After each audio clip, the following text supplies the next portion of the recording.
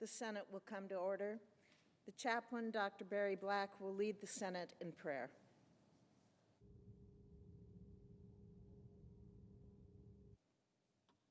Let us pray. Prince of Peace, give us today your pardon and peace. Pardon the sins of our lips, the untrue and unkind words we have spoken. Pardon the sins of our minds, the ignoring of truth and the refusal to face the facts. Pardon the sins of our hearts, the pride that makes us esteem ourselves as better than others and unwilling to forgive. Lord, place your peace within us that we may no longer be torn by the cares of this life. As the members of this body receive your peace, help them to live in unity with each other. We pray in your great name. Amen.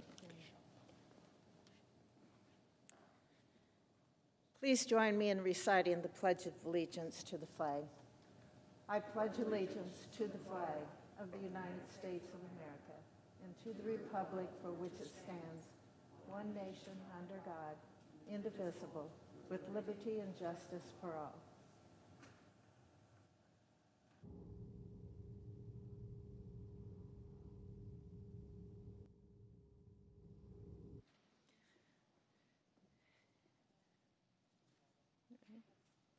The clerk will read a communication to the Senate. Washington, D.C., December 29, 2020. To the Senate, under the provisions of Rule 1, Paragraph 3 of the Standing Rules of the Senate, I hereby appoint the Honorable Deb Fisher as Senator from the state of Nebraska to perform the duties of the chair. Signed, Chuck Grassley, President pro tempore. Under the previous order, the leadership time is reserved.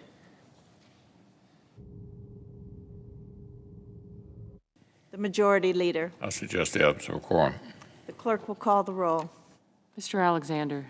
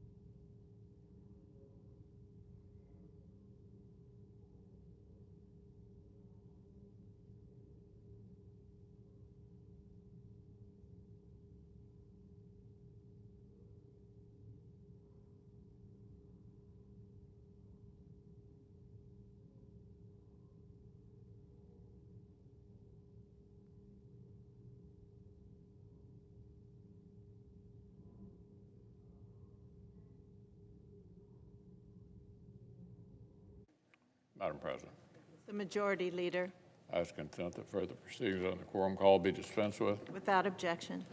I ask unanimous consent that the veto message on H.R. 6395 received from the House be considered as having been read, spread in full upon the record, upon the journal, and be printed in the record. Without objection. I suggest the absence of quorum. Clerk will call the roll. Mr. Alexander.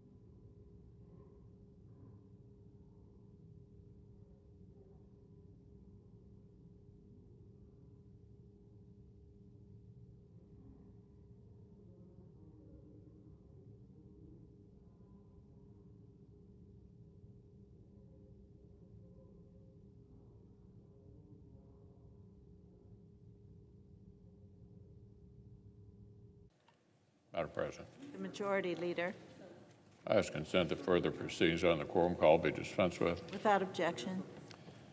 Congress has returned to work this week to enact the 60th Annual National Defense Authorization Act into law. Yesterday, a bipartisan supermajority in the House voted to reapprove the conference report of this must-pass legislation. Today, the Senate will set up a final vote for tomorrow, Wednesday, for this chamber to follow suit. Soon, this important legislation will be passed into law. President Trump has rightly noted that this year's defense bill does not contain every provision that we Republicans would have wanted. I'm confident our Democratic colleagues feel the same way. But that is the case every year. And yet, for 59 consecutive years and counting, Washington has put our differences aside, found common ground, and passed the annual defense bill. Not once in 6 decades has a Congress let its differences prevent it from completing this work for our national security and our men and women who wear the uniform. This year's NDAA will continue our momentum in rebuilding and modernizing our armed forces. It will authorize the personnel, equipment, tools, and training we need to reinforce the national defense strategy and to deter great power rivals like China and Russia. It will cement our advantage on the seas, on land, in the air, in cyberspace, and in space. And the bill will help us continue to recruit, retain, and support the men and women who keep us safe. It provides a pay raise for the troops, improvements for military housing, child care, and more. So, Madam President, for the brave men and women of the United States Armed Forces, failure is simply not an option. So when it's our turn in Congress to have their backs, failure is not an option either. I would urge my colleagues to support this legislation one more time when we vote tomorrow. Now, on another matter, on Sunday, President Trump signed into law another historic bipartisan rescue package. It will provide major support to American families through what we hope will be the home stretch of our fight with the coronavirus. Congressional Republicans, Congressional Democrats, and President Trump's senior team had all worked together to pass hundreds of billions more dollars in urgent assistance to the people who need it most. This new law will set up a targeted second round of paycheck protection to save jobs. It will renew and continue federal programs that have helped laid-off workers endure the crisis. It will send more cash to households. It will invest billions in vaccine distribution so the success of Operation Warp Speed kills the pandemic as fast as possible, and much more. This bipartisan compromise was our shot at getting help to working families on the urgent timeline that they need. Once again, I want to applaud President Trump for signing the bill and getting this much-needed assistance into the pipeline. During this process, the President highlighted 3 additional issues of national significance he would like to see Congress tackle together. First, as he explained, the President would like further direct financial support for American households. Second is the growing willingness on both sides of the aisle to at least re-examine the special legal protections afforded to technology companies under Section 230 of the Communications Decency Act, including the ways it benefits some of the most prosperous, most powerful big tech firms. And the third subject, since every American, regardless of their politics, should feel the integrity of our democracy is beyond reproach, is exploring further ways to protect the sanctity of America's ballots while continuing to respect the federal government's limited role in standing behind state and local government who actually run elections. Those are the three important subjects the President has linked together. This week, the Senate will begin a process to bring these three priorities into focus.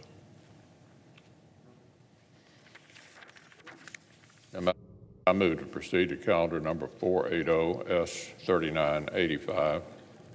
The clerk will report. Motion to proceed to S3985, a bill to improve and reform policing practices, accountability, and transparency. With unanimous consent, that following leader remarks on Wednesday, December 30th, the time until 1:15 be equally divided between the proponents and opponents of the bill, with the opponent time being controlled by Senator Paul or his designee. Further, upon the use or yielding back of that time, the Senate vote on passage of the bill, the objections of the President to the contrary notwithstanding. Finally, if passed, the motion to reconsider be considered made and laid upon the table with no intervening action or debate. Is there objection? Reserving the right to object. The Democratic leader. Well, thank you, Madam President. Now, the Senate is here this week for a rare holiday session to address two major issues: the President's veto of the annual defense bill and the effort to send $2,000 survival checks to millions and millions of American families, something Senate Democrats strongly support. The Senate should be in session to address both issues. There are only a few days left in this session. We should not adjourn until the Senate holds a vote on both measures, the NDAA veto override and the House bill to provide $2,000 checks for the American people. As we all know, the Majority Leader controls the schedule on the floor. So Leader McConnell holds the key to unlocking this dilemma. The solution is a simple one. Put both bills up for a simple up or down vote, and then let the chips fall where they may. I believe both measures will pass, as they should. But Leader McConnell must allow the Senate to vote on both pieces of legislation, the defense bill and the $2,000 checks, before we go home. We will start the process on overriding the President's veto of the defense bill tomorrow. Today, at the end of my remarks, I will ask the Senate's consent to take up the House-passed bill to provide the American people immediate survival checks of $2,000 a person. Throughout this pandemic, working Americans have taken it on the chin. Right now, they're facing their hardest and their darkest days. Tens of millions have lost their jobs. Tens of millions are struggling to put food on the table, keep a roof over their heads. In the wealthiest nation on earth, modern-day bread lines stretch for miles down American highways. The fastest way to get money into Americans' pockets is to send some of their tax dollars right back from where they came. $2,000 stimulus checks could mean the difference between American families having groceries for a few extra weeks or going hungry. The difference between paying the rent or being kicked out of your home that you've lived in for years. It could buy precious time for tens of millions of people as the vaccine thankfully makes its way across the country. Of course, we could have taken up this issue weeks ago. In the COVID bill Congress just passed, Democrats wanted generous direct payments to the American people. Speaker Pelosi and I repeatedly asked our Republican counterparts how much they could support. Their answer, $600. It was a compromise many of us were not happy about. I came to the floor myself with the senator from Vermont to ask that we double at least the size of those checks. A Republican senator objected. $600 was the most Republicans would support. Well, my colleagues and my fellow Americans, $600 is not enough. Not enough for the mother in Nashville, $4,000 behind on the rent, whose water was shut off earlier this month. Not for the medical receptionist in Macomb, $2,100 behind on the rent, whole electricity shut off in September on her son's third day of virtual kindergarten.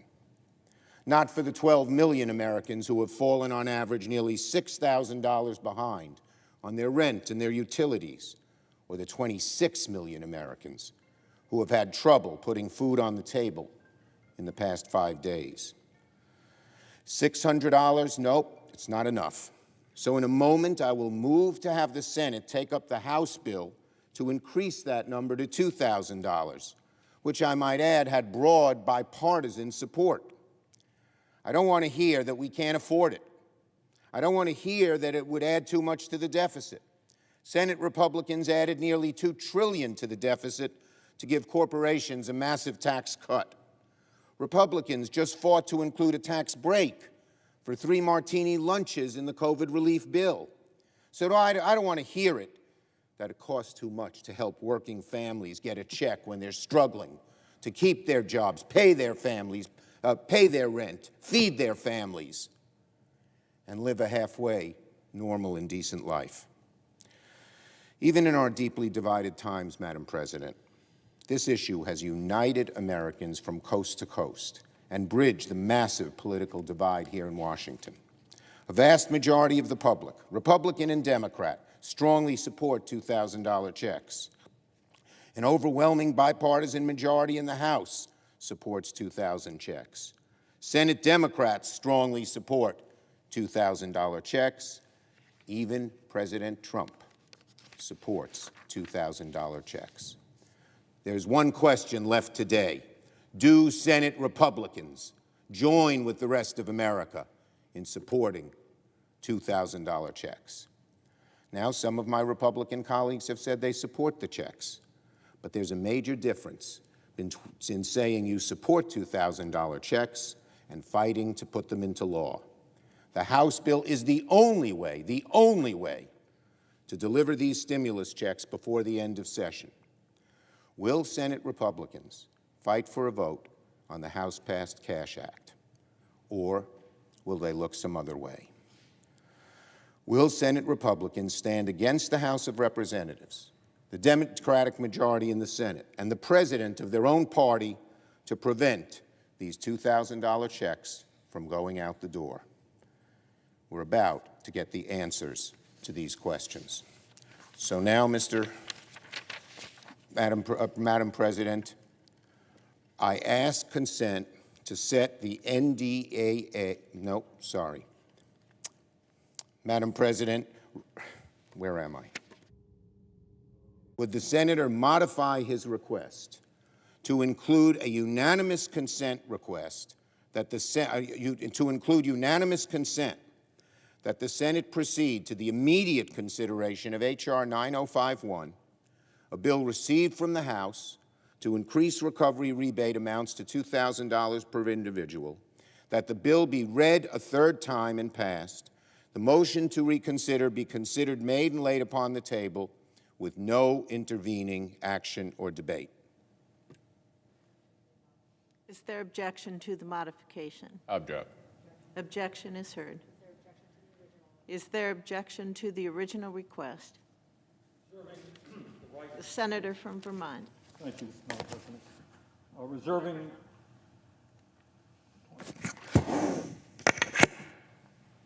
Reserving the right to object,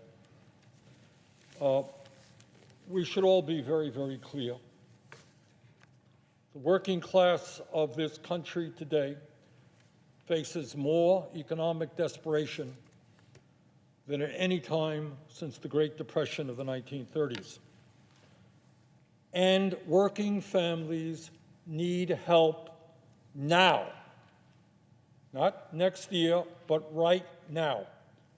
Last night, the House of Representatives, with a 2/3 majority, 275 to 134, two-thirds bipartisan vote, moved to increase the direct payment going to working families from $600 per adult to $2,000 per adult. The House did the right thing. I congratulate them, and now it is time for the Senate to step up to the plate and do what the working families of this country overwhelmingly want us to do. Madam President, as a result of the pandemic, tens of millions of Americans have lost their jobs and their incomes. These families in the middle of the winter now face the threat of eviction and the possibility of being thrown out in the streets. Hunger in America is at the highest level that it has been for decades, with moms and dads struggling to feed their kids and working families lining up mile after mile to get emergency food packages. We are even seeing an increase in grocery store shoplifting as desperate Americans try to keep their families from going hungry. All of this taking place in the wealthiest country in the history of the world. Madam President, over the last number of years, as I think everybody in America knows, Congress has provided massive tax breaks for the very wealthiest people in our country, which is one of the reasons why today we have more income and wealth inequality than any time since the 1920s. In fact, in the midst of this pandemic, this terrible pandemic, inequality has grown worse, with many in the billionaire class seeing their wealth increase by hundreds of billions of dollars, while average Americans struggle to put food on the table. Congress has given huge tax breaks to large corporations so that some of the most profitable and largest corporations in America today pay zero in federal income taxes. We have just passed the largest military budget in the history of our country, $740 billion, more than the next 10 nations combined. And by the way, there was almost no debate about the size of that huge budget. Trump's veto dealt with other issues. Meanwhile, over 500,000 Americans are homeless. Half of our working families are struggling to survive paycheck to paycheck. And in the midst of this terrible, unprecedented pandemic, over 90 million Americans are uninsured or underinsured in the midst of a pandemic, and they're not sure whether they can afford to go to a doctor. Madam President, we are coming to the close of one of the most terrible and painful years in American history. That is a tragic fact. Over 330,000 of our people have died from COVID-19, and as we speak, we are seeing record-breaking numbers of new cases and hospitals around the country being overwhelmed with new admissions. During the last year, the education and well-being of tens of millions of our young people, from childcare to graduate school, has been disrupted. And the terrible emotional isolation that this pandemic has caused, where people are unable to spend time with their family or their friends, has resulted in a huge increase in mental illness, drug addiction, and even suicide. Madam President, as I mentioned, the House has done the right thing. By an overwhelming vote, Democrats and Republicans voted to increase that $600 direct payment to $2,000. Recent poll came out. 78% of the American people think that was the right decision. They're hurting. They want help. The leaders of our country, President Trump, President-elect Biden, Minority Leader Chuck Schumer, the Speaker of the House, Nancy Pelosi, are all in agreement we have got to raise that direct payment to $2,000. So that is where we are right now in this historic moment. Do we turn our backs on struggling working families, or do we respond to their pain? So, Madam President, would the senator modify his request that immediately following the vote on the veto override, the Senate proceed to the consideration of H.R. 9051, that the bill be considered read a third time, and the Senate vote on passage of the bill without intervening action or debate. Further, that if passed, the motion to reconsider be considered made and laid upon the table. Is there objection to the request for modification? Object. Objection is heard. Is there objection to the original? I object. Objection is heard.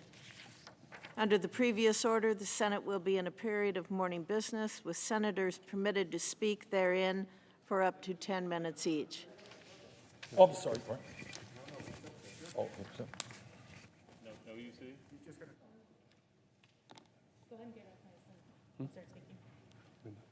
Madam President? The senator. Thank you, Madam President. Madam President, this is our historic moment. We can see the suffering across our country. We can see how desperate people are. We can see how during this holiday season that people are looking at the prospects, in the words of Tony Fauci, where the worst may be ahead of us for these families. The worst may yet to have been actually inflicted upon families in our country, and yet the Republicans are refusing to allow for a vote on giving each individual $2,000 in order to make it through the rest of this pandemic. And Senator Sanders today speaks for the millions of Americans who are suffering through a devastating health crisis, an unemployment crisis, an eviction crisis, a hunger crisis, and a crisis of faith. Faith that their leaders in this country will stand up and provide for Americans in their hour of need. Meanwhile, we here in Washington, we must confront a moral crisis. Why can't we keep working families from starving even as we stand ready to approve a massive defense bill? That's why I'm here with my colleague, Bernie Sanders, to call for a simple vote to provide $2,000 in direct cash payments to Americans across our country. It's this simple. Just like they did in the House of Representatives, the Senate should have a vote, up or down, yes or no, on providing these increased cash payments to desperate Americans. We can get this done quickly and before the holiday if Leader McConnell will simply agree to do it. They already had this vote in the House. 46 Republicans voted for it. Give the Republicans in the Senate the same opportunity to vote. We already know that many of them have already said they will vote for the $2,000 if they get a chance to vote. It's this simple.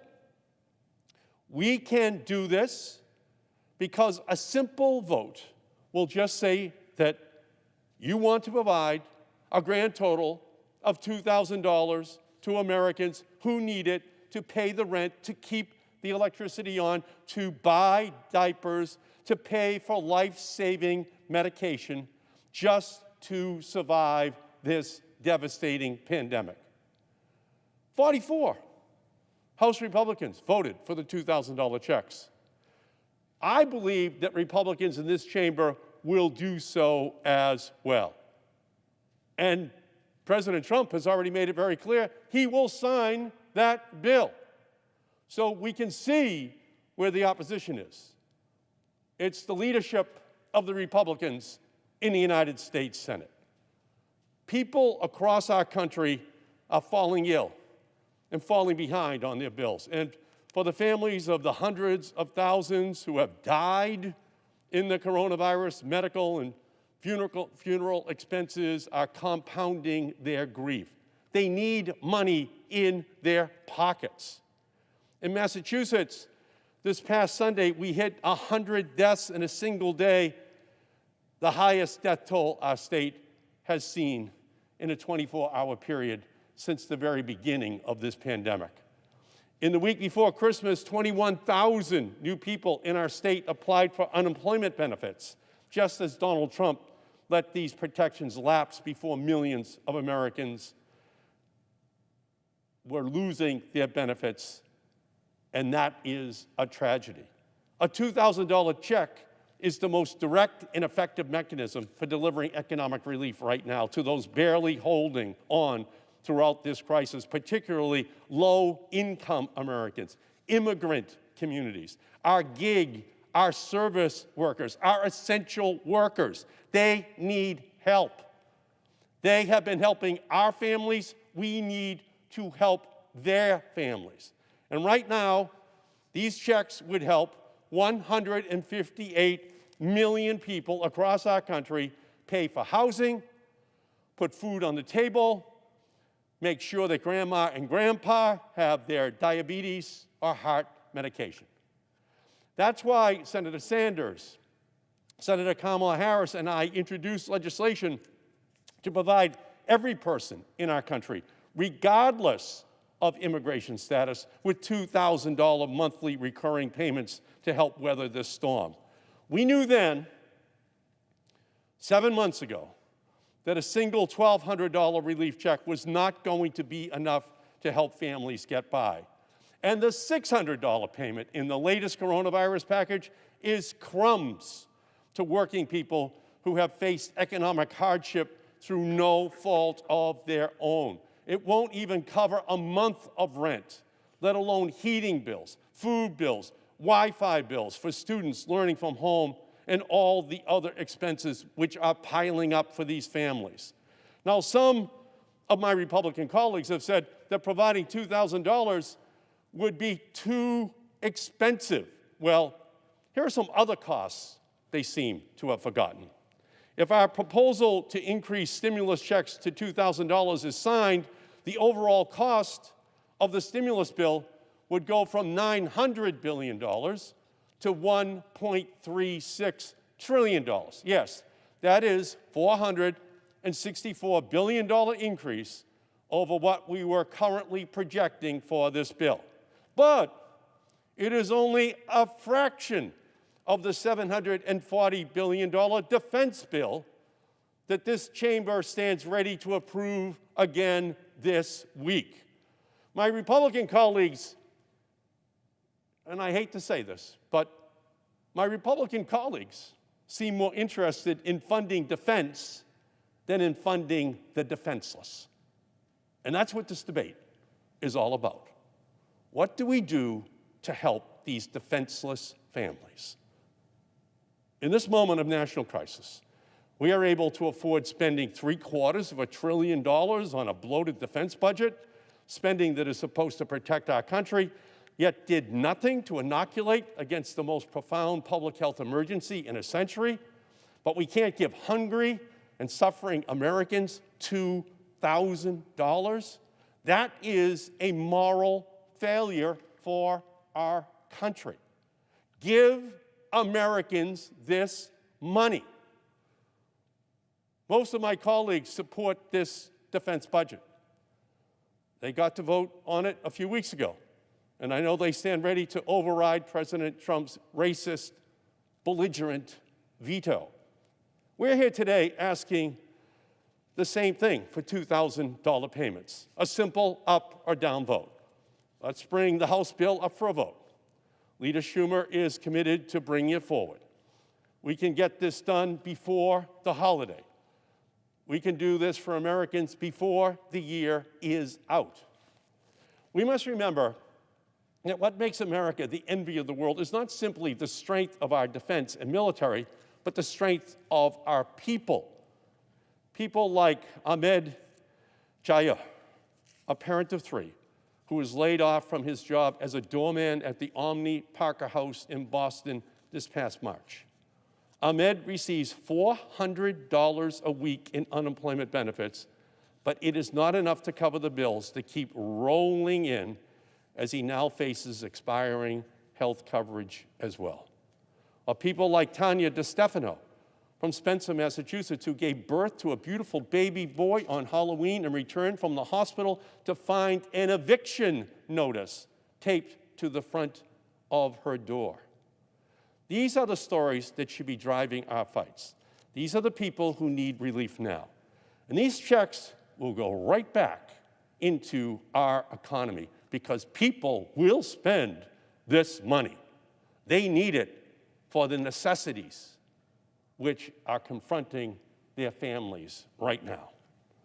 Last week, Donald Trump used these people as political pawns. He stalled signing the coronavirus relief package, claiming that he wants to give $2,000 checks to every American. By delaying, President Trump may have stiffed unemployed Americans out of $300 this week in unemployment benefits, benefits that they will not get back. So let's now hold Donald Trump to his word. Let's bring this to a vote. And let's pass $2,000 relief checks for every person in our country and put that bill on Donald Trump's desk.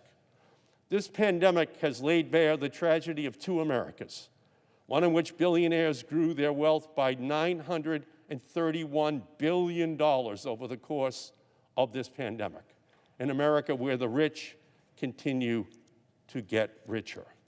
And the other America that has seen unprecedented economic uncertainty, Great Depression-level unemployment rates, and devastating losses, where Black and Latinx workers suffer disproportionately higher rates of unemployment, and their families suffer higher rates of coronavirus infection and death, where workers get laid off while CEOs get raises and companies engage in stock buyback plans, where residents get evicted or their electricity shut off, but major corporations barely pay taxes.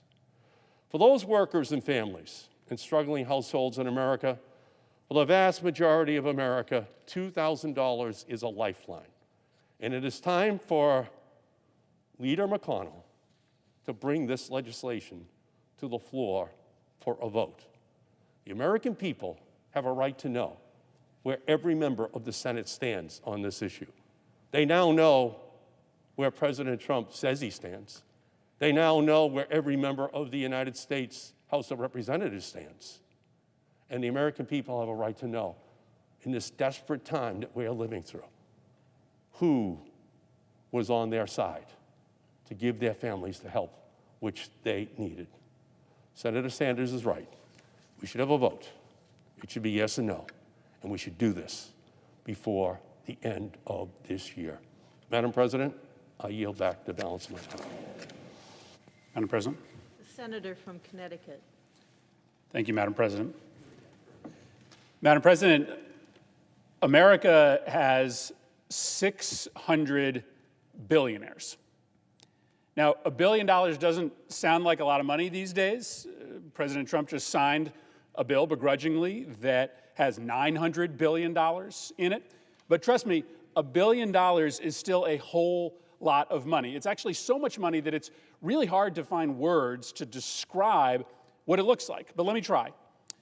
If you're, for instance, one of the 500,000 Americans who makes the minimum wage in this nation, and you're lucky enough to work 40 hours a week, guess how many years you would have to work in order to get $1 billion?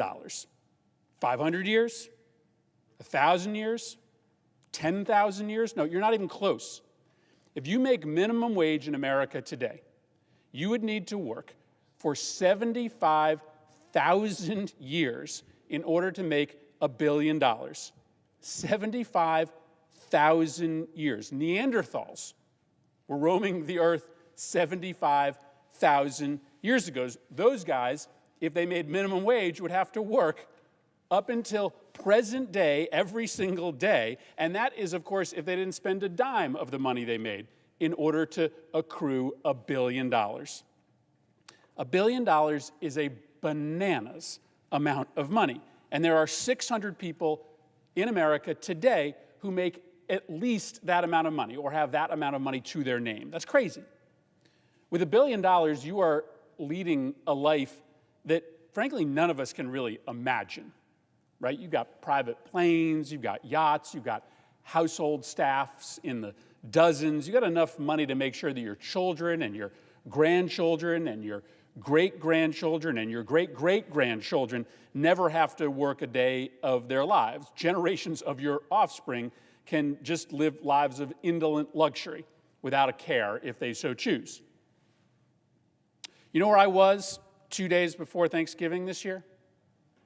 I was at Hamden Middle School in my state to help hand out free food for the unemployed, the poor, and the disabled ahead of a long holiday weekend. Those long weekends can be really hard, especially the ones that fall at the end of the month when the SNAP benefits have long run out. I got there as darkness fell, but right at the beginning of the event. And I noticed that down the hill from the roundabout at the school where they were handing out the food, there was a usually empty parking lot. And that night, at that moment, at the beginning of the event, that parking lot was lit up by hundreds of sets of headlights. Hundreds of cars just sitting there, idling in that parking lot. I asked the organizer of the event what was going on in that parking lot. Was that some other event happening that evening? Why all the cars? He told me the cars started pulling into that lot hours ago. They got wind we were handing out food, and they got here early to make sure that they didn't get left out. We have enough food for 300 people, and there were 300 cars in that lot before I even got here. That is what has happened during this pandemic. Millions of families all across this nation, through no fault of their own, have lost their jobs, have had their hours dramatically cut back. They had no savings because work doesn't pay in this country anymore. They spent everything they earned each month. And so when the economy collapsed virtually overnight in the spring, they got desperate really fast. And I want you to think about what it's really like on an hour-to-hour basis when you don't have enough money for food for your family. The decisions you have to make every single day are practically animalistic. Do you make your kids go hungry during the day when they need the most energy? Or do you skimp on dinner and force your kids to go to bed with hunger pangs? There are hundreds of thousands of mothers and fathers who right now, as I am speaking, are making that decision today. That's the reality of this pandemic. But here's another reality. Those 600 billionaires in this country, as it turns out, as a group, they lost nothing during this pandemic. No, exactly the opposite. They got richer. The wealthiest 600 Americans collectively added $1 trillion to their bank accounts. Let me say it again. The richest 600 Americans gained $1 trillion over the course of 2020. And let's be clear, that's not money that grew in their money tree orchards. Yeah, we're printing some more money these days, but wealth isn't far away from a zero-sum game still. And so when we allow for 600 people in the country to control 50% of the nation's wealth, that's coming out of your pocket. 600 people in a country of 328 million isn't a lot of people. But you know what's a smaller number than 600? 52. There are 52 Republicans in this chamber. 52 people who are going to have a decision to make about what to do in a country where millions are literally starving as we speak, while 600 billionaires count the $1 trillion in additional wealth that they have accumulated during this period of national calamity. The question before these 52 Senate Republicans is simple. It's simple. Should we give $2,000 to low and middle income Americans right now to help them survive this crisis? That's the decision Senate Republicans have to make right now. Time is running out. 600 billionaires got $1 trillion richer this year, and the question before Senate Republicans is this: are you willing to spend an amount equal to just half of that windfall to America's billionaires in order to help 160 million Americans? Because right now, the 52 Senate Republicans serving in this chamber are the only thing standing in the way of $2,000 being sent to 160 million of our neediest citizens. The House passed the bill authorizing the checks in a big bipartisan vote. It is hard to get 2/3 of the House of Representatives to agree on what time it is, but 2/3 of the House of Representatives voted for the $2,000 checks. President Trump supports the $2,000 checks, so he'll sign the bill if the Senate sends it to him.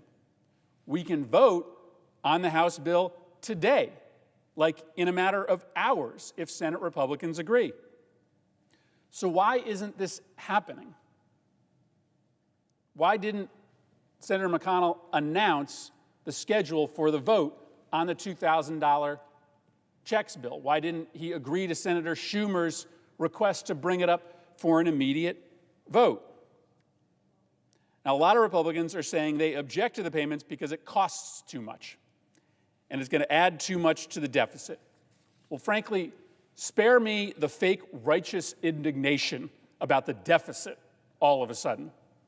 3 years ago, these same deficit hawk Republicans passed a tax cut bill that before the pandemic hit had already added over $200 billion to the annual deficit. And that was a tax cut where 80% of the benefits went to the richest 1% of Americans.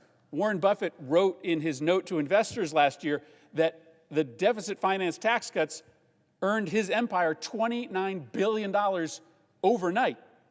That windfall, Buffett noted, quote, did not come from anything we accomplished at Berkshire. So it's funny, deficits just didn't matter to the 52 when it was tax cuts to the 600 richest people in America. But even if this Congress wasn't ending in 5 days and we had time to figure out how to pay for it, you know how we can't pay for it? Cutting foreign aid. President Trump has been talking a lot about foreign aid in the last week. Now, the money we spend on foreign aid, all supported by Democrats and Republicans over the years, all of its smart investments in our nation's security, that actually wasn't in the COVID relief package. It was in the annual budget, as it always is. It just so happens that this year, the COVID relief package and the annual budget were passed together. But just for argument's sake, let's say Trump got his way and every single dollar of foreign aid was cut out of the budget. Would that pay for the $2,000 checks? Not even close. President Trump apparently has an oversized impression of how much money we spend on foreign aid, because our annual foreign aid spending doesn't even equal 10% of the cost of a one-time $2,000 payment to low and middle income citizens. There is also some speculation that Senator McConnell is going to join together the $2,000 payments with other much more controversial measures, much more complicated measures, like the reform of our internet liability laws. That is an invitation for this entire effort to fall apart. The House has finished voting. They have passed the $2,000 payment bill and sent it to us. They are not interested in taking up anything else. If we start adding poison pills to the $2,000 payment bill, that is just another way of telling the American people that this body doesn't support $2,000 payments. Listen, being a billionaire must be crazy. I make a lot of money as a senator, but even I would have to work 7,500 years before my earnings equaled $1 billion. You know what was happening 7,500 years ago? The Stone Age. There isn't a good reason to oppose giving Americans who aren't billionaires a measly $2,000 check to help them put food on the table for their kids in the middle of this once-in-a-lifetime crisis. There isn't a good reason to choose to make moms and dads all across this country decide which 2 meals they'll feed their kids each day, because 3 meals is not an option. $2,000 doesn't put dinner on the table every night, but man, going to bed hungry when you're 11, it sucks. And even dealing with it every other night instead of every single night, no kid is going to turn that down. There are 52 of you. And the next 24 to 48 hours, you get to decide. Do you protect the billionaires? Or do you choose to feed that 11-year-old kid? The only thing that stands between the American people and a $2,000 emergency survival check is 52 Senate Republicans. You got it? Understand? There's a bill pending right now before the Senate that gives $2,000 to ordinary Americans. Yes, it costs a lot of money, and maybe down the line we'll have to ask the billionaires to pay for it. But the bill's here right now. The legislative session expires in 5 days. President Trump says he'll sign it. And all that matters right now is what these 52 people decide. The House passed the bill with lots of Democratic and Republican support. The president supports the idea. The only thing that can stop $2,000 payments to struggling Americans right now is 52 Senate Republicans. Some things in Washington aren't that simple, but this is. I yield the floor.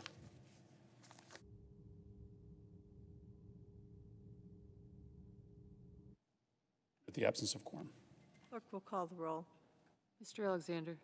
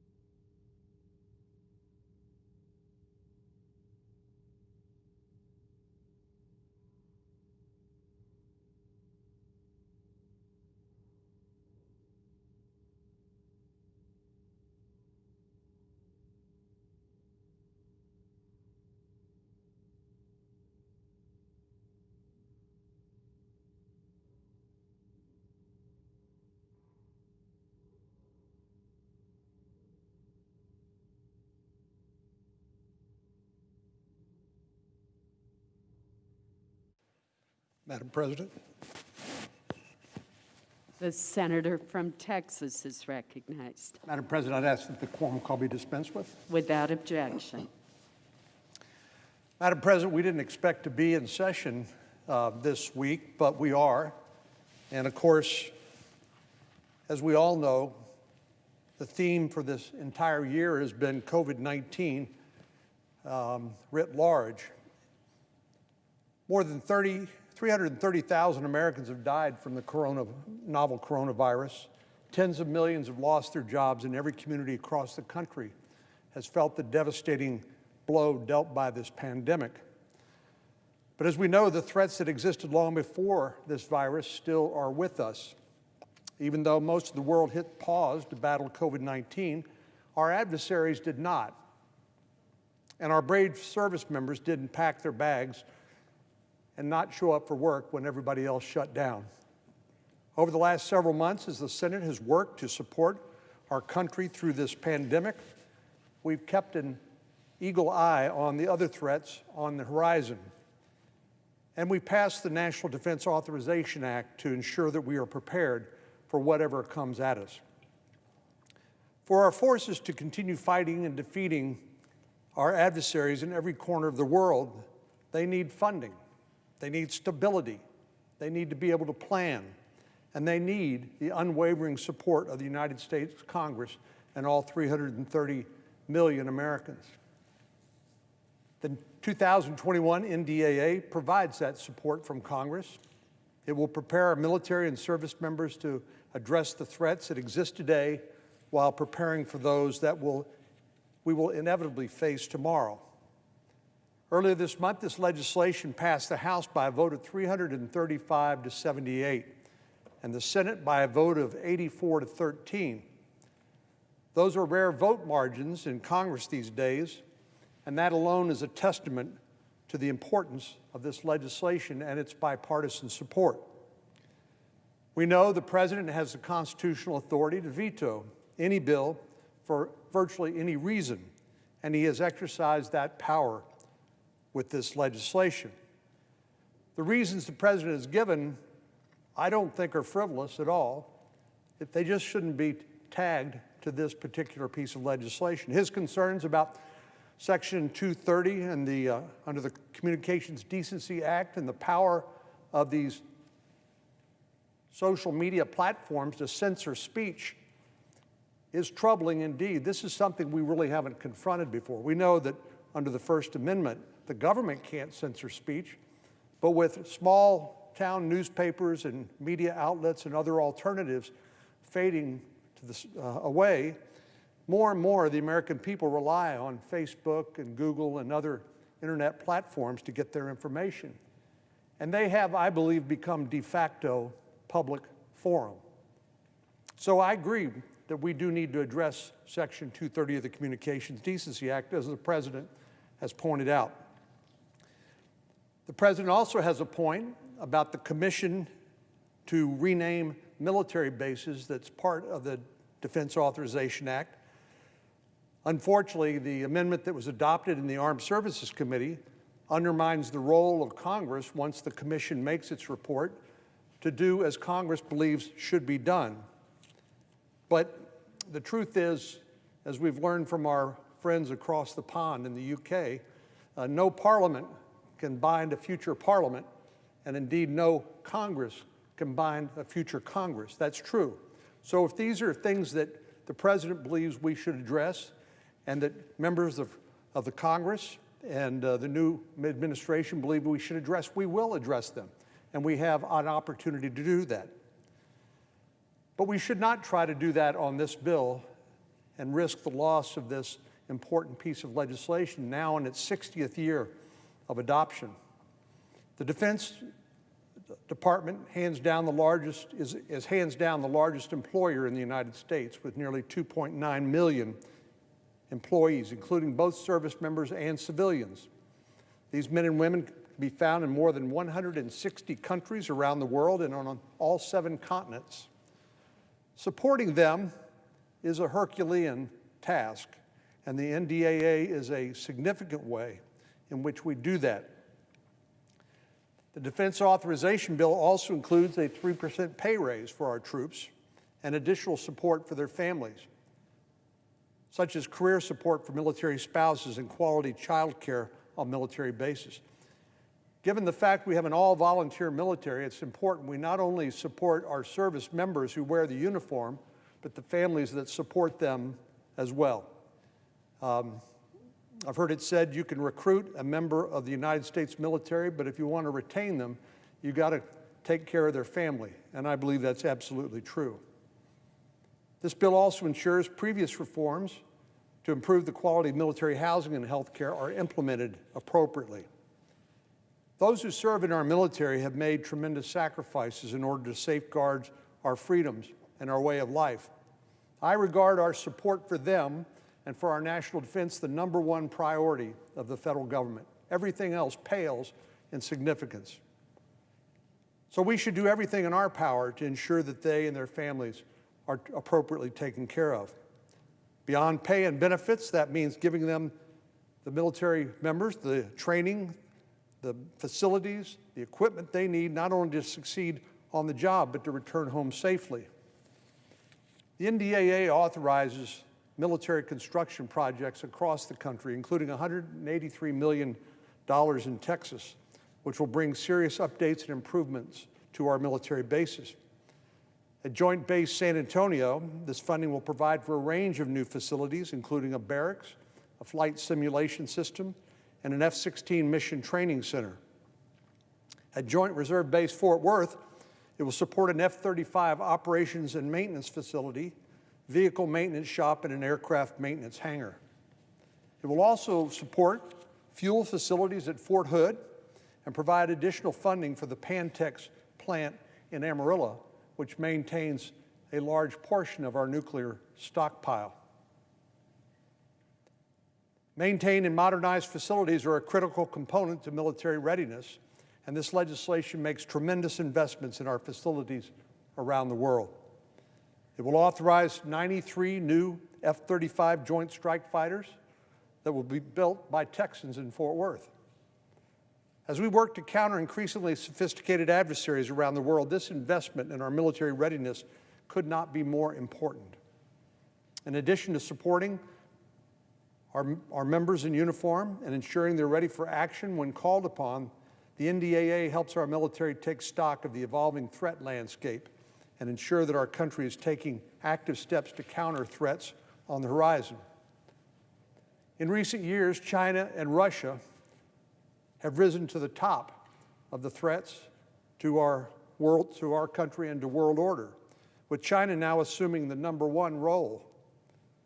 We remember the Cold War after World War II, where we've sought to contain and counter Soviet expansionism, and actually the mutual deterrence that we've established during that time has worked. But China is a unique challenge, and none of the old rules apply to China. They're increasingly belligerent and well-resourced and continue to demonstrate a lack of respect not only for the U.S. and our closest allies, but for basic human rights. The Chinese government continues its disturbing and unacceptable genocide against the Uyghur people. The so-called political re-education camps are nothing more than concentration camps where Uyghurs are tortured. Recent reporting has found that the treatment in these camps often includes forced abortions, birth control, and sterilization. And China continues to chip away at the freedoms and autonomy of Hong Kong, notwithstanding its promises to the contrary, using a so-called national security law to extinguish opposition to the Chinese Communist Party and to deny the people of Hong Kong the freedoms that they were promised. As I mentioned, though China doesn't stand alone as a threat to the world, Russia is becoming increasingly aggressive around the world in its efforts to wreak chaos and sow discord. Since their attempts to interfere with the 2016 election, we've witnessed aggression after aggression from Russia, not just here in the cyberspace, but around the world. From Russian-backed mercenaries fighting in the Middle East, to its attempt to steal the coronavirus virus vaccine research, and in the last few weeks, a massive cyber attack on U.S. government agencies. Russia continues to undermine the U.S. and our allies and shows no signs of stopping. It's become increasingly clear, if it wasn't already, that China and Russia adhere to no rules and no principles but their own. As the National Defense Strategy outlined, the threats posed by these two countries are increasingly dangerous, and countering these growing threats requires a clear and concentrated effort from Congress. That's exactly why passing the NDAA, the National Defense Authorization Act, is so important. This legislation prioritizes strategic competition with China and Russia and takes a strong approach to counter the threats posed by adversaries around the world. It will build on the progress we've made in recent years to strengthen our military after the draconian cuts during the Obama-Biden administration and achieve peace through strength. Over the last several decades, the NDAA has provided an annual opportunity for us to take stock of the evolving threat landscape and ensure that our national defense is prepared to meet the challenges, not only of today, but of tomorrow. And this year's Defense Authorization Act is no exception. It takes a strong approach to counter the threats posed by our adversaries around the world. It invests in modernized national defense that's critical to maintaining peace through strength, and it provides support for our service members and their families. And above all, it sends a message to the world that our country is and will remain the global military leader. I've supported this legislation on the Senate floor many times, and I'll do so once again when the opportunity to vote to override the veto presents itself. One of Congress's most critical responsibilities is to provide for the common defense, and the NDAA, the National Defense Authorization Act, is how we will deliver. Madam President, I yield the floor, and I'd note the absence of a quorum. The clerk will call the roll. Mr. Alexander.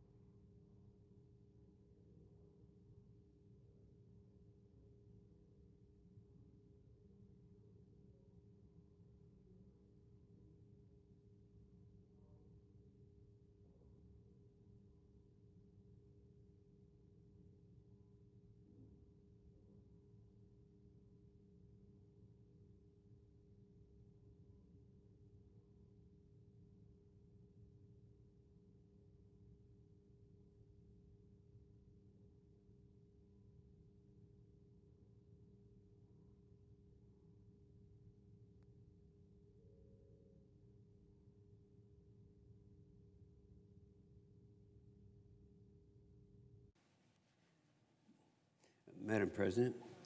The senator from Oklahoma Madam and President, I chairman ask of unanimous the consent Senate Armed that Services the quorum- Committee.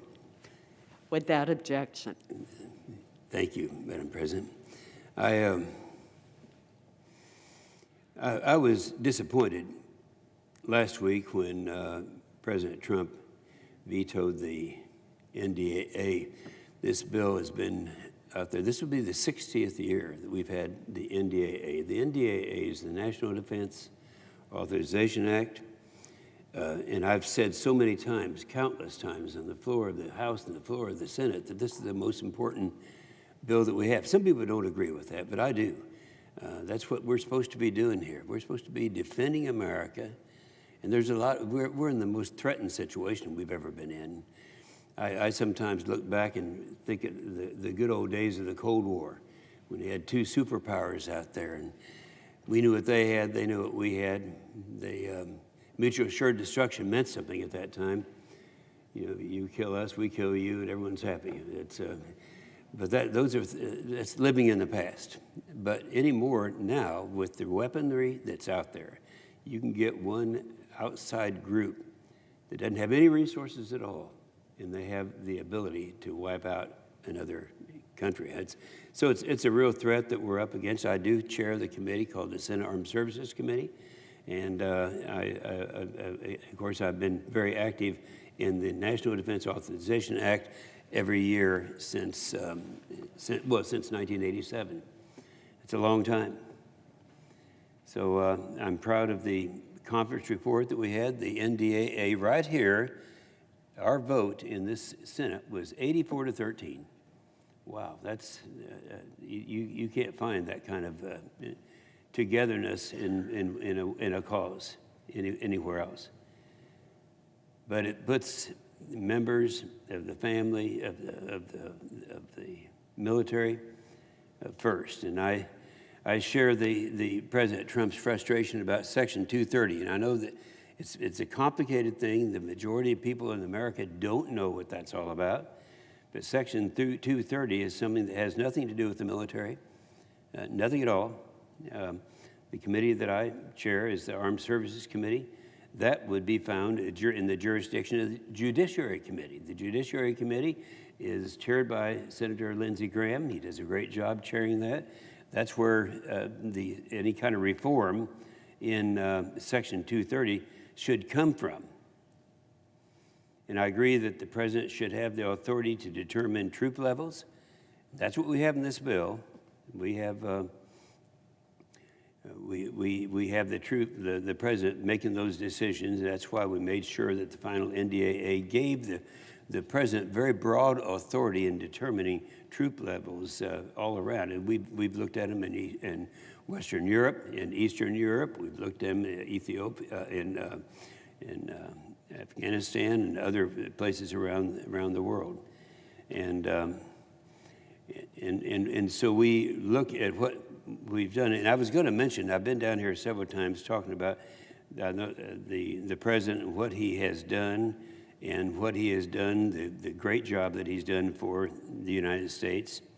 And I'm going to wind up some comments on a card that I put together. I put this card together back in 2 years ago, talking about the top 10 Trump accomplishments. And I think it's important that people remember that now. You're going to get a lot of people down here forgetting about all the really good things that have happened. But and so I'm going to talk about that in a minute. But I'm here today because we have to pass the NDAA. This would be the 60th year in a row that we have the NDAA, and it's necessary to have. It's the most important bill of the year. I've believed this for a long time. You've heard me say it before. I always stand with our troops. Here, a few of the military service members and their families will suffer if we don't enact it for the 60th year. If the NDAA is not passed, more than 200,000 military families will see smaller paychecks in January because the special pays and the bonuses for hazard pay are all a part of this bill.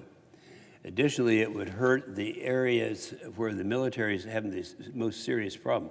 In a way, it's kind of a mixed bag, because we have, prior to the pandemic coming along, and that was in about March of last year,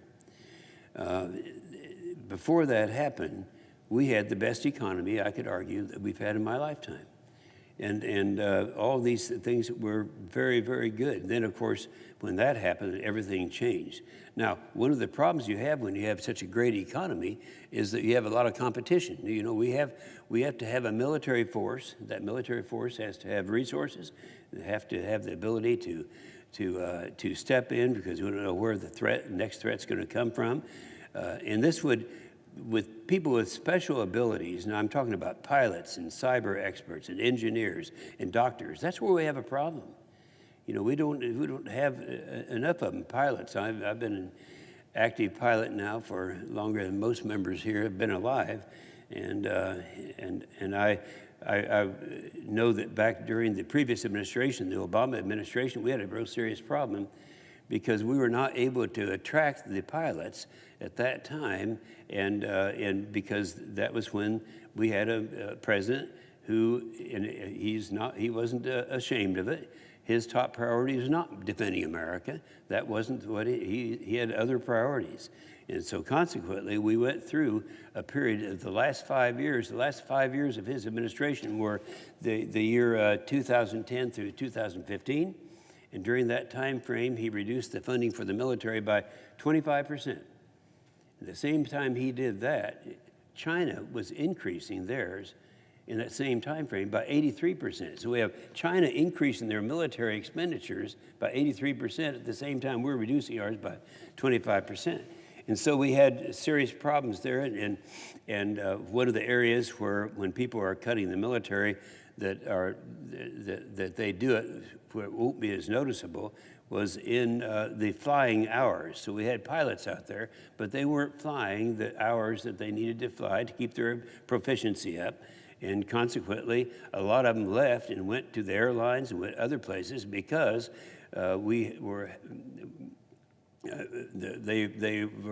wanting to be flying the hours. And that's one of the things, the problems that we had during that time. So we have the military's ability to recruit and retain service members that are in the shortest supply. And as I mentioned, that would be things like cyber experts and engineers and doctors. So they have the skill sets that need to be done out there. And of course, this president came along and we started rebuilding the military. I always remember being at the White House during a time that we were talking about what we're going to do with the military. And he actually looked over at me and he said, "What do you think we need to do with the military?" I said, "It's going to have to be, we have to rebuild the military. It's going to cost something like $750 billion before it's over." He said, "That's what we should do. We need to start with that." And this president, with his leadership, took us with a new priority in defending America and building our military, and it happened. So we have the things that will happen that if we don't pass this thing, the education of children for military families. There's a thing called the impact aid. Impact aid comes about when we don't have the, you don't get the tax base increased with the added enrollment into the schools, the children of military families. So they have impact because they don't pay the taxes. So the impact aid is an amount of money that it supplements that to all of it's not just in my state of Oklahoma, but throughout the country. It ensures that children of military families receive a quality education by supplementing the school districts, the budgets where they're required. If the NDA is not passed, military construction projects.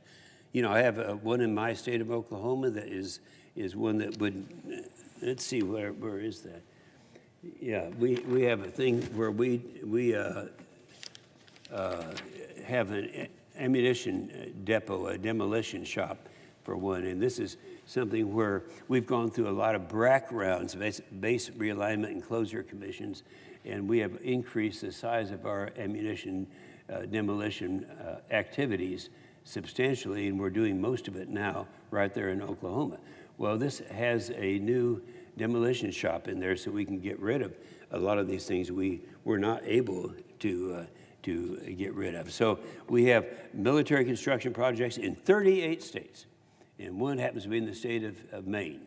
It's very significant that they be able to do these projects.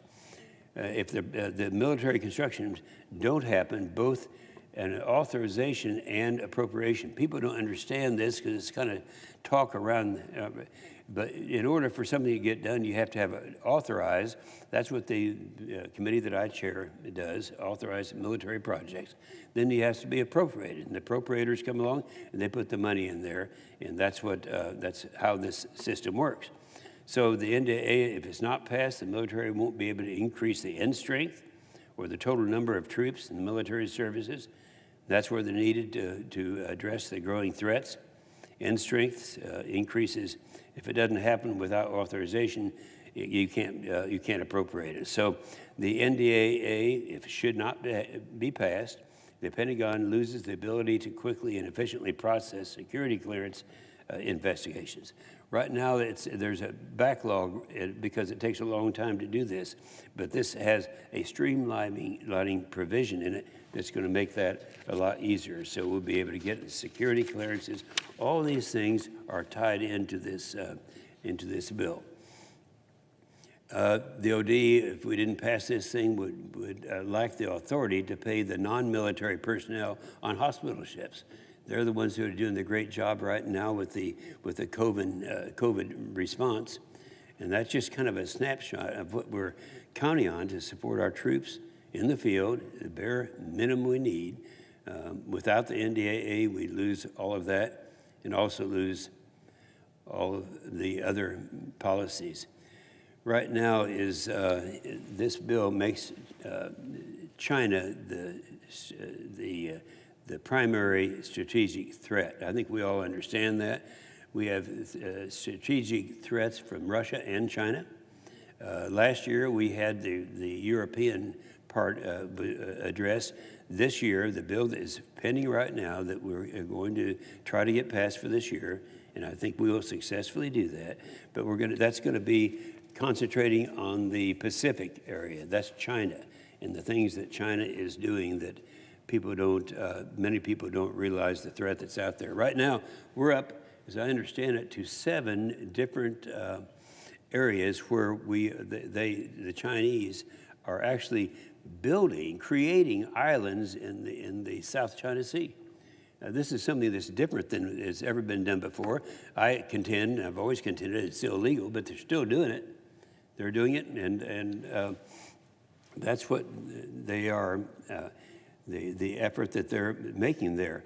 And if you go into these islands where they're rebuilding, it's almost as if China is preparing for World War III. All of them are, and this is what is happening right now.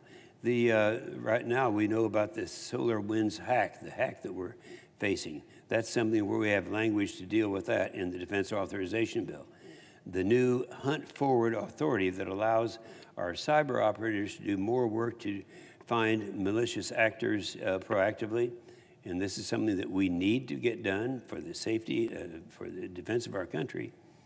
It implements the Cyber Solarium Commission and the recommendations. There are 27 recommendations that they have in this commission. And it establishes a new national cyber director. These are things where it's a moving target.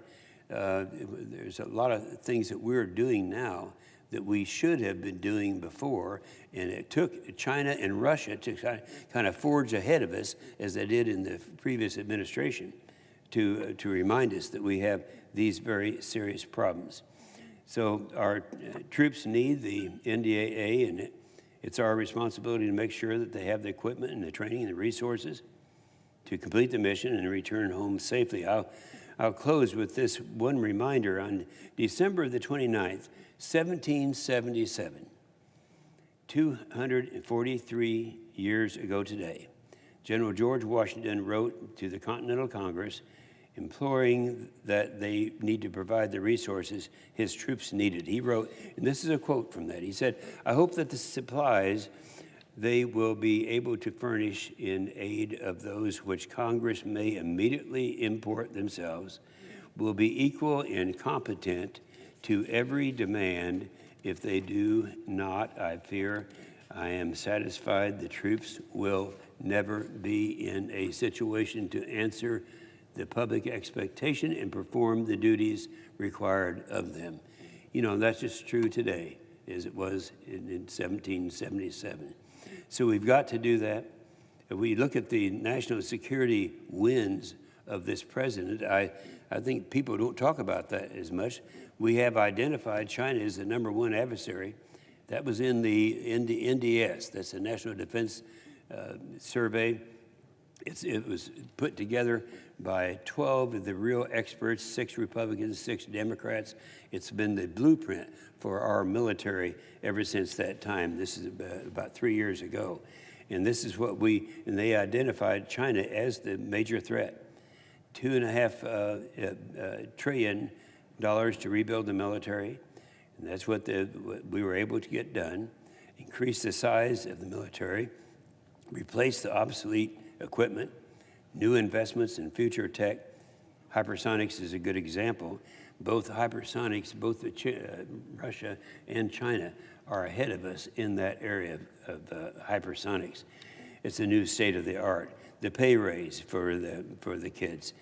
Took out the terrorist leaders.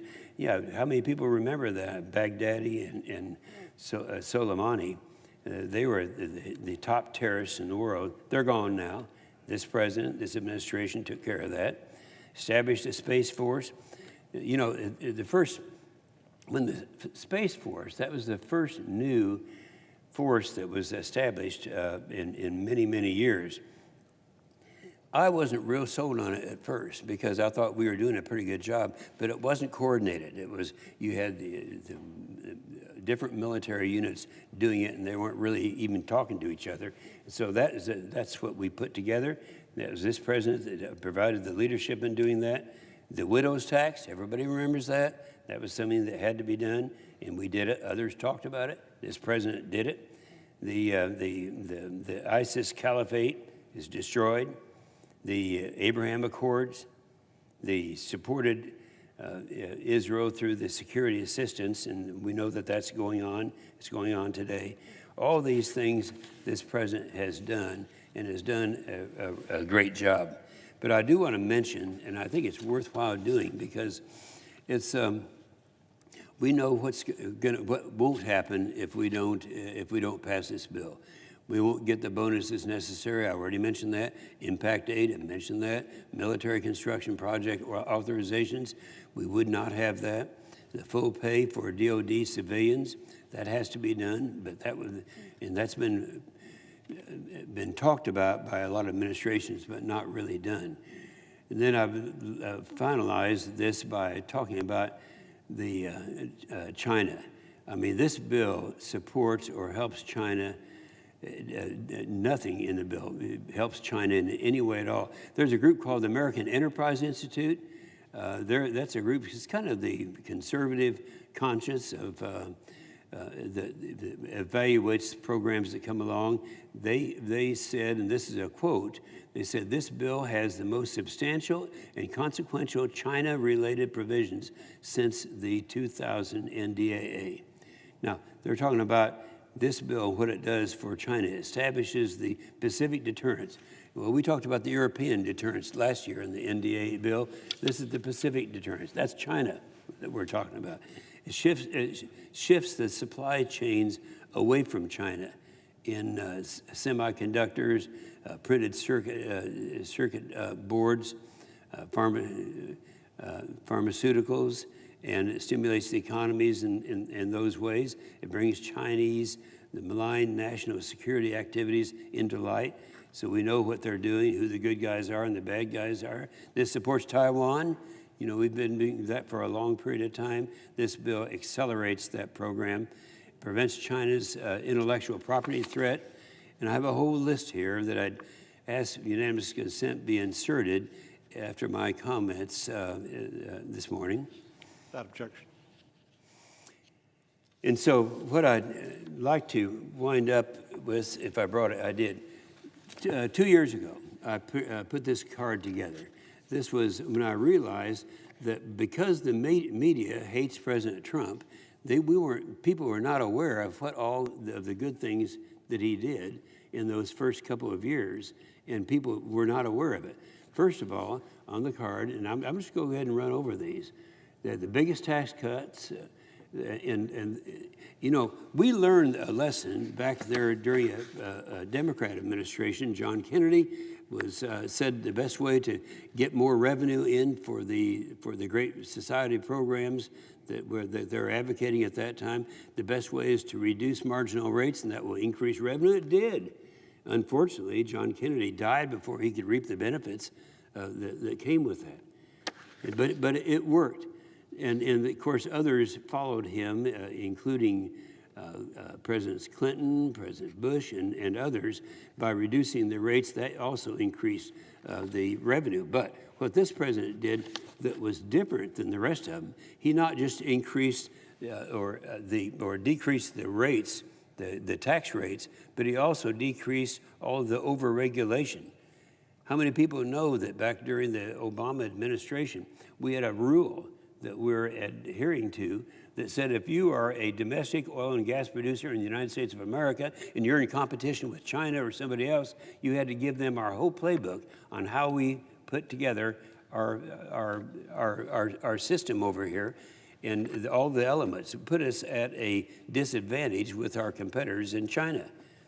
And in energy, you know, just look at I was happy that I used to say that after Obama got out of office, the war on fossil fuels was over for a while. And look at the energy dominance now. We're the global leader in oil and gas production. A 277% growth in crude exports, 132% increase in coal exports, a 52% increase in natural gas exports. These are exports. That's what we're doing now in the United States as a result of the efforts of this president in bringing our economy around. The crackdown on the illegal migration, you know, nobody wanted the wall, they said. Now people realize that's where a lot of the bad people were getting in. We moved the embassy. Every Democrat and Republican president in my memory tried to move the United States Embassy in Israel to Jerusalem. They all talked about it. They didn't do it, so this president just went ahead and did it. He enacted the infrastructure bill, the WRDA bill, the Water Resources Development Act, the FAA reauthorization. And he had, in the judges that we have, not just Kavanaugh and Gorsuch, but I think our number's up now to about 225 new judges. He repealed the over-regulation of the Dodd-Frank rules. Anyone in business will tell you that that was one of the major things, accomplishments of this president, President Trump. The record employment, but then I would say the one thing, the 10th and last one that I mentioned to everyone who will listen is what he did for the military. We went from the time of dropping down in the last 5 years of the Obama administration by 25%, while China was increasing 83%, now so that we have rebuilt that military. And that's why the NDAA is so significant right now, to make sure that that gets passed and that we are able to have that. And that's what this vote is all about. That's what the NDAA, National Defense Authorization Act, the most important bill of the year. That's why we are doing it, and that's why we that's why we're here today during this holiday season. With that, Mr. Chairman, I yield the floor and suggest the absence of a quorum. Clerk will call the roll. Mr. Alexander.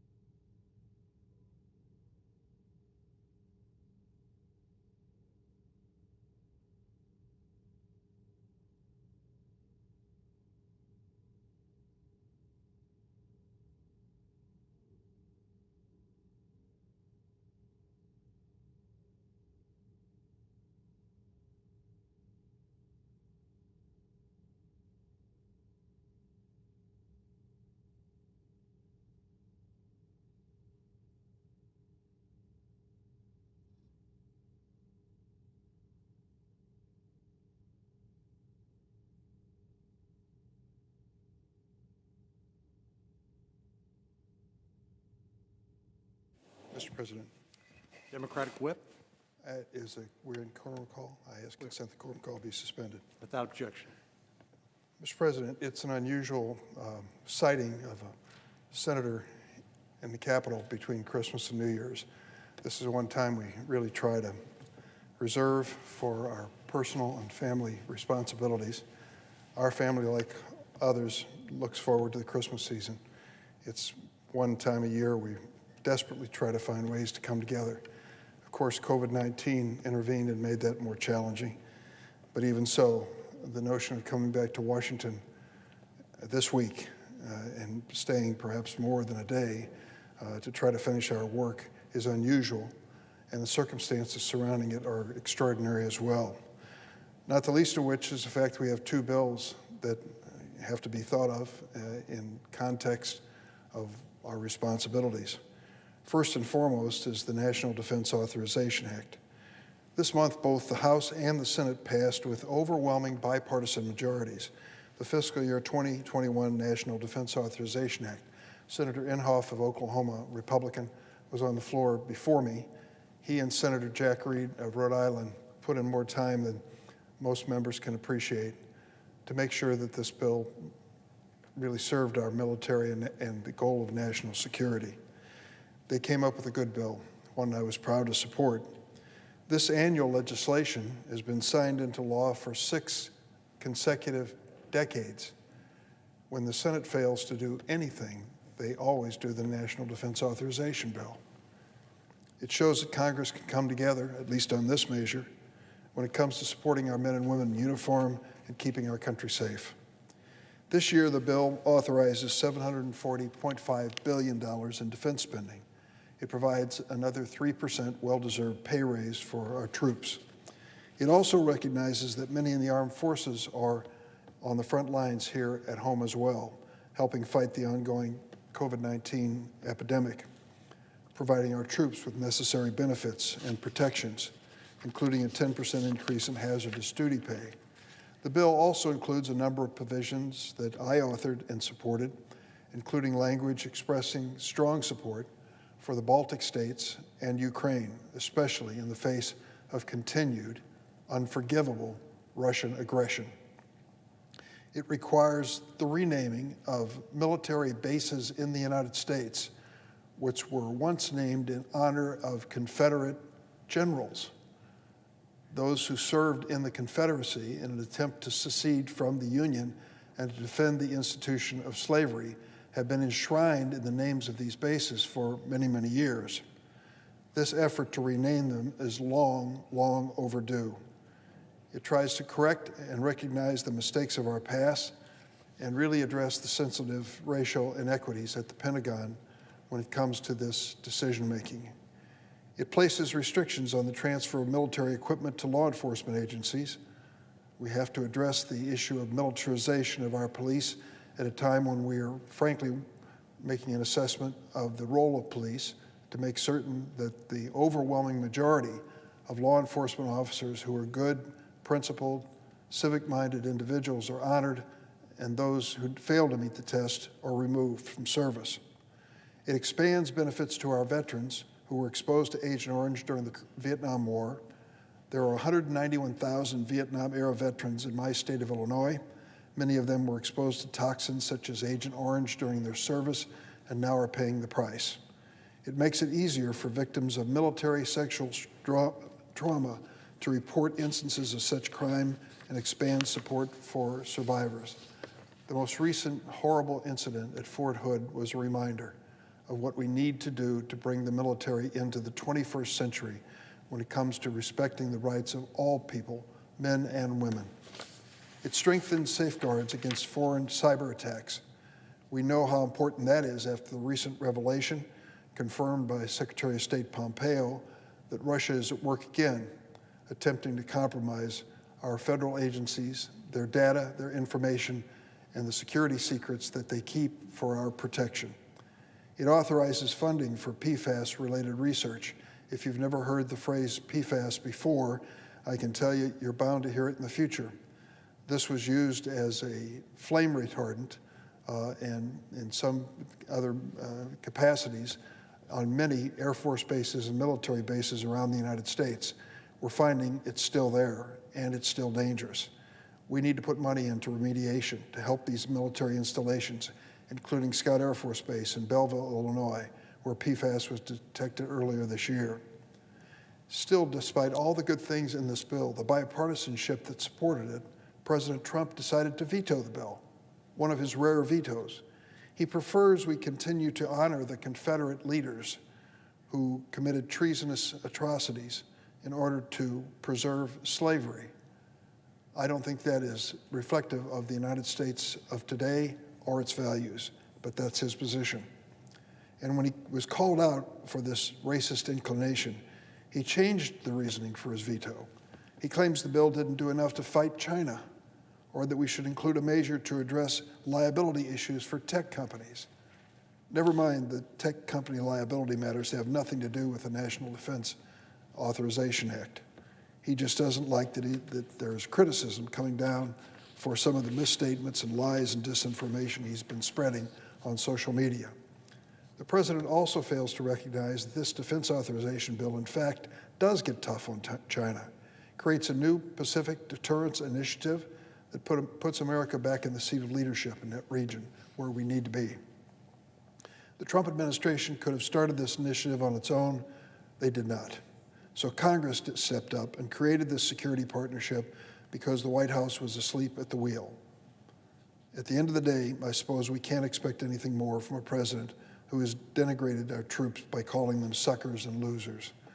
I voted to support the fiscal year 21 NDAA. I'll support it again to override this president's unforgivable and reckless veto. I'm glad the House did so on Monday. I hope we in the Senate do the same. Coming back to Washington was not something I looked forward to this week. I wanted to stay home. But I knew when it came to funding our troops, I had to be here. Many of my colleagues feel the same. I hope tomorrow we can take that up quickly. Then there was the drama around the COVID-19 relief bill. It was hard to describe what we went through in the last week to 10 days with messages from the White House. I wish that the president and those around him advising him would have called to mind the 335,000 Americans who've lost their lives due to this deadly pandemic, and many more who've lost a family member, a friend, or a loved one. In Illinois, we've lost 16,000 lives to COVID-19. Tragic, historic, and I extend my deepest condolences to the friends and families of those who've died or are fighting this virus. Many are my friends. More than 121,000 Americans spent last night in a hospital, a grim new record of hospitalization, as our heroic nurses and doctors face unrelenting stress from this crisis. I just think as I reflect on the interviews with these men and women who are on the front line of healthcare, how stoic they usually are, how controlled they usually are, and how they're losing it now. The overwhelming numbers that they're facing, the terrible prospect of someone dying with a member of their family unable to even enter the room on the last minutes of their life. It's got to be heartbreaking on a scale that none of us can imagine. But think about doing that every single day. They've done it. And I tell you, we will never be able to repay them with our gratitude. They are true American heroes. Many of us returned to Washington this week, as I said, celebrating the holidays in a fashion like never before. Social distancing, Zooms, FaceTime, calls with family and loved ones. It's no substitute for the kids being there to open the gifts on Christmas morning, but it's the reality of what we face today. There is some hope on the horizon, and though I've been critical many times of the Trump administration, I do want to give the president credit for the Warp Speed program. It is amazing as I read the stories of what they were able to achieve in discovering not more than one, I hope, and more than two vaccines that can treat Americans and people around the world, keep them safe as they face this coronavirus. We broke all the records in the discovery of these vaccines, and as I read about it, I am continued to be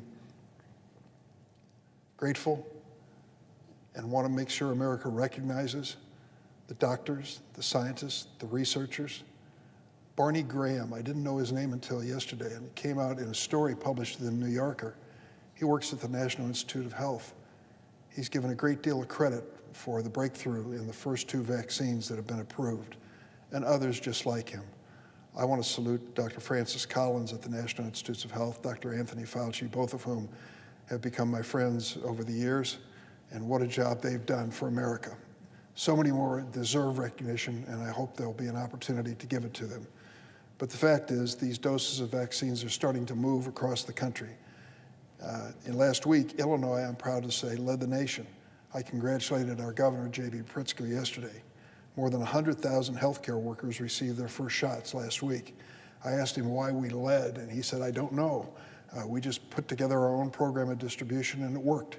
Thank goodness it did. Lives will be saved because of it. But there's so much more to do. Progress in administering the vaccine has been slow, as we still struggle to reach the hardest hit areas, and the rosy projections from the administration have not come to fruition yet. But the fact is, we have 2 viable vaccines. That is miraculous. I look forward to the new administration, the Biden administration's new management of this effort, and I'm glad Congress came together to pass a relief bill, which included $30 billion for vaccine development and distribution.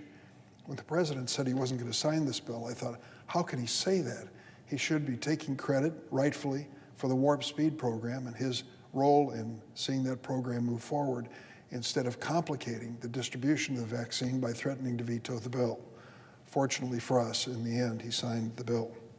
On Sunday evening, the president signed the bipartisan annual spending bill and the COVID-19 relief bill. There were complaints about the size of the bill. Well, the entire federal budget was included in that bill, as well as the COVID-19 relief undertaking, as well as many other bills, such as the Water Resources Development Act. All of these are major pieces of legislation. They were combined in one bill that went way beyond 5,000 pages. Unfortunately, the president delayed in signing the bill and created needless uncertainty in America, particularly among the unemployed and others who are suffering from this public health and economic crisis. This agreement provides much needed support for many of them, and they'll have some delay in receiving their checks because of the president's period of indecision. Enhanced unemployment benefits at $300 a week and an extension of the unemployment program created under the CARES Act through March 14th will bring real relief to many millions of families. $325 billion, possibly the largest single item in the COVID relief bill, went to provide our nation's ailing small businesses another chance at survival. The Paycheck Protection Program worked in the initial CARES Act. It was renewed in this undertaking. An extension of the federal eviction moratorium through January 2021, coupled with $25 billion in emergency rental assistance, will literally mean that people are not evicted right after Christmas. Approximately $850 million is going to Illinois to help keep families in their homes during this pandemic. The 15% increase in nutrition assistance is certainly needed. It goes through the SNAP program, which was historically known as food stamps, to make sure that families do have something on the table. I can tell you, I woke up this morning in Springfield, Illinois, to look at the front page newspaper to learn that an anonymous donor had given our local food bank $500,000. And the people of the food bank were, of course, appreciative and said they desperately needed it in my hometown and in towns all across America. So this increase in food stamp assistance is long overdue, and I'm glad it was included. The bill included a number of important measures, but we have to go to work to make sure that we deal with the short-term emergency response to this bill, but do more. We address the needs to meet the needs of the pandemic immediately, but more will follow.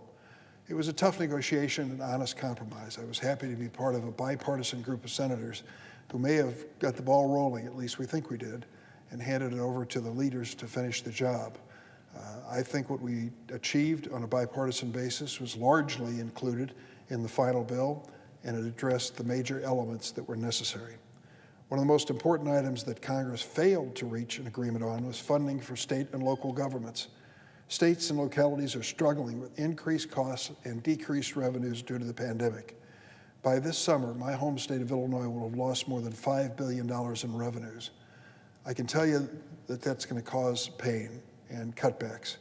This is not money that was lost in our pension system, which has its own share of troubles, but money that is directly attributable to the downturn in revenues because of the COVID-19 pandemic. It isn't just happening in Illinois, it's happening all around the country, in red and blue states, our neighboring state of Kentucky to the south of us, facing the same hardships we are. Federal funding for states and localities needs to be done for our great cities and great states that are struggling. And I certainly hope that the next president, when he's sworn in January 20th, will take this up as one of his highest priorities. Our nation's economic recovery is slowed down by budget cuts that will be necessary in states and localities because of this cutback in revenues. Now, the most widely discussed measure of the COVID-19 relief bill was the second round of economic impact payments. Just yesterday, the House of Representatives passed the CASH Act, a measure that would increase the direct payments to individuals, adults and children, from $600 to $2,000 for those who are earning less than $75,000 a year. The measure passed in the House by a vote of 275 to 174. Over the past several months, we've heard time and again from economists that we run the risk of doing too little and that far outweighs the risk of doing too much when it comes to this economic recovery. The head of the Federal Reserve, Chairman Powell, has really instructed us to keep the foot on the accelerator so that our economy doesn't slump into a recession. At a time when so many American families are laid off, unemployed, and simply struggling to get by, there is nothing more invigorating to the economy than to have a cash infusion. Those with limited resources, battling to pay bills, turn around and spend that money quickly. They don't salt it away for some future rainy day. They need it now, and that's why we should seriously consider this. By passing this enhanced measure, we could restore the American public confidence in Washington in the fact that we are listening and working together on a bipartisan basis to respond. This measure that passed the House of Representatives has the support of the President, Speaker Pelosi, House Democrats, as well as many House Republicans. Leader Schumer and my Senate Democratic colleagues support it, so I hope Senator McConnell, the Republican leader, and his colleagues in the Republican caucus will join us and allow us to pass this bill quickly this week. Let's step up to the plate and get this done. The American people have waited too long for this relief. I, for one, am proud of my colleagues on both sides of the aisle for coming together and passing a meaningful relief bill. But the time for patting one another on the back is over. Let's finish the job. Let's make sure that we have this authorization bill for the Department of Defense and that we come to the rescue of our families across America who need defense against the vagaries of this pandemic and this economy. We can finally see a slight glimmer of a light at the end of this tunnel. If we want to address the needs of Americans in crisis, it starts with passing this legislation. Mr. President, I yield the floor. Suggest the absence of quorum. Clerk will call the roll. Mr. Alexander.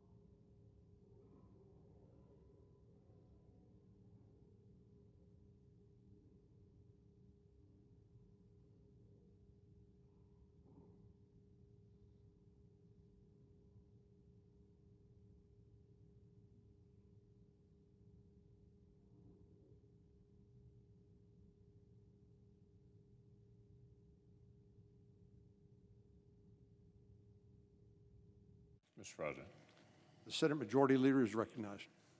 I ask consent that further proceedings on the quorum call be dispensed with. Without objection. So, Mr. President, for the information of all senators, we'll have a live quorum call at 5 p.m. tomorrow, followed immediately by a roll call vote on proceeding to the veto message on the NDAA. So senators should be on the floor at that time. Again, that's 5 p.m. tomorrow. I understand there are two bills at the desk, and I ask for their first reading in block. The clerk will read the title of the bills for the first time. S5085, a bill to amend the Internal Revenue Code of 1986 to increase the additional 2020 recovery rebates and so forth and for other purposes. HR 9051, an act to amend the Internal Revenue Code of 1986 to increase recovery rebate amounts and so forth and for other purposes. I now ask for a second reading, and I object to my own request, all in block. Objection having been heard, the bills will receive their second reading on the next legislative day. I ask unanimous consent that when the Senate completes its business today, it adjourn until 3 p.m. Wednesday, December 30th. Further, that following the prayer and pledge, the morning hour be deemed expired, the journal of proceedings be approved to date, the time for the two leaders be reserved for their use later in the day. Finally, following leader remarks, Senate be in a period of morning business with senators permitted to speak therein for up to 10 minutes each. Without objection. So if there's no further business to come before the Senate, I ask to stand adjourned under the previous order. Senate stands adjourned until 3 p.m. tomorrow.